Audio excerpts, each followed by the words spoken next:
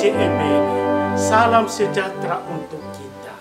Saya Pastor Octavianus Situngkir Kapusin akan menghantarkan renungan bagi kita yang diambil dari Injil Lukas bab 11 ayat 29 sampai 32. Demikian bunyinya. Ketika orang banyak mengerumuninya, berkatalah Yesus, "Angkatan ini adalah angkatan yang jahat. Mereka menghendaki suatu tanda, tetapi kepada mereka tidak akan diberikan tanda selain tanda Nabi Yunus.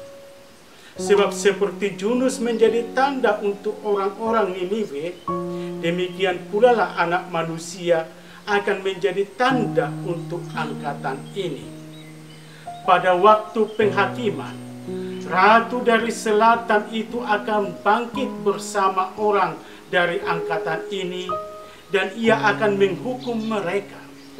Sebab Ratu ini datang dari ujung bumi untuk mendengarkan hikmat Salomo, dan sesungguhnya yang ada di sini lebih daripada Salomo. Pada waktu penghakiman, orang-orang Niniwe akan bangkit bersama angkatan ini dan mereka akan menghukumnya.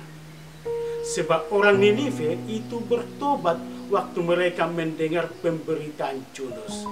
Dan sesungguhnya yang ada di sini lebih daripada Yunus." Demikianlah Injil Tuhan. Saudara-saudari, judul renungan kita pada hari ini, kepekaan batin memahami tanda kasih Tuhan. Ada kalanya manusia sulit percaya jika kurang bukti dan tanda. Manusia cenderung menuntut bukti dan tanda untuk mempercayai seseorang atau sesuatu hal. Manusia terkadang sulit percaya jika belum melihat tanda atau bukti dengan mata kepala sendiri. Dalam Injil hari ini, hari Rabu Prapaskah minggu pertama, Yesus mengomentari sikap orang banyak yang mengerumuninya, tetapi tidak mau percaya dan bertobat. Yesus berkata, "Angkatan ini adalah angkatan yang jahat. Mereka menghendaki suatu tanda, tetapi kepada mereka tidak akan diberikan tanda selain tanda Nabi Yunus." Pernyataan Yesus ini cukup keras. Rupanya tanda-tanda yang dilakukan Yesus belum cukup untuk membuat mereka itu percaya dan mau bertobat. Padahal mereka itu telah mendengar pengajaran dan melihat serta menyaksikan tanda-tanda mukjizat yang diperbuat Yesus. Mereka sudah mendengar kesaksian orang yang sembuh dari berbagai penyakit. Banyak orang sudah mengalami kasih Allah berkat pelayanan Yesus. Tetapi sebagian besar dari mereka itu belum juga ambil sikap. Rupanya tanda-tanda yang dilakukan oleh Yesus itu belum cukup bagi mereka untuk mengakukan bahwa Yesus itu adalah Sang Mesias yang diutus oleh Allah Bapa, sehingga dapat melakukan tanda-tanda yang belum disaksikan dan dilihat manusia. Beda dengan orang Niniwe yang hanya mendengar seruan ajakan pertobatan dari Nabi Yunus telah membuat mereka bertobat. Padahal Yesus lebih dari Yunus. Yesus adalah Sang Putra Allah yang menyelamatkan manusia.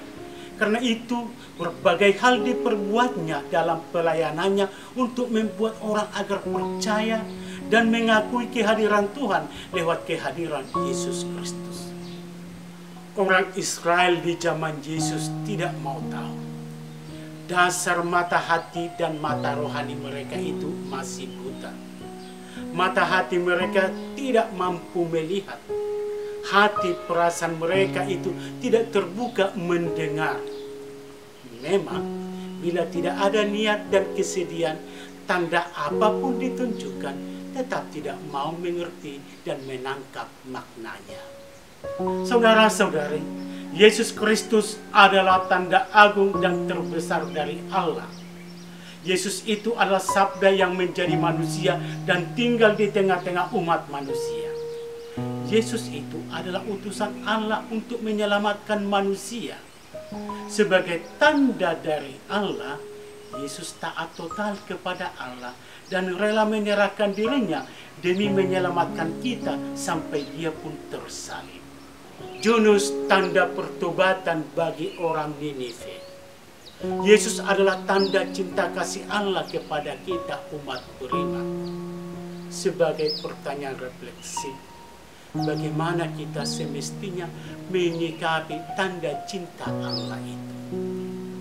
Kita seharusnya dan sepatutnya menjadi tanda pertobatan dan kasih bagi diri kita, keluarga kita, lingkungan kerja kita, sesama kita, dan semua dan untuk semua.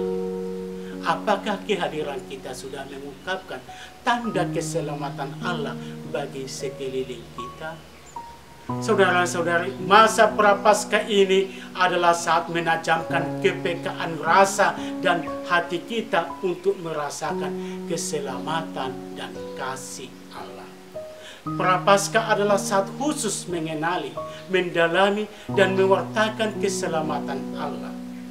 Semoga kita semakin dapat merasakan dan menghayati kehadiran Tuhan dalam kehidupan harian kita.